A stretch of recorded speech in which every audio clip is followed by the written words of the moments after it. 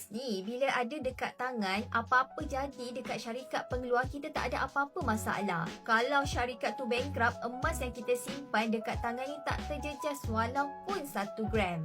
Kalau harta kena freeze, emas di tangan kita ni tak ada apa-apa masalah juga. Dan kalau duit kertas kita jatuh nilai pun, emas yang kita simpan ni masih lagi laku. So, nak cakap dekat sini, kekuatan sebenar emas adalah pada fizikalnya. Sebab tu guru emas saya Tuan Syukur Hashim dan Tuan Muhammad Zulkifli Syafi selalu pesan bila kita beli emas, pastikan dapat emas fizikal. Bukan beli emas tapi dapat nombor, bukan dapat surat hutang atau dapat kertas je. Tapi beli emas mesti dapat emas.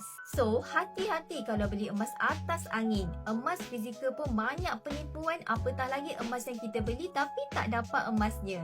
So, kalau anda tak nak rugi dalam simpanan emas, follow je apa kata pakar, back to basic, simpan emas, pastikan dapat fizikal. Macam mana pula simpanan emas di akaun Gap Public Gold? Jangan risau, akaun emas Gap ni bersandarkan emas fizikal.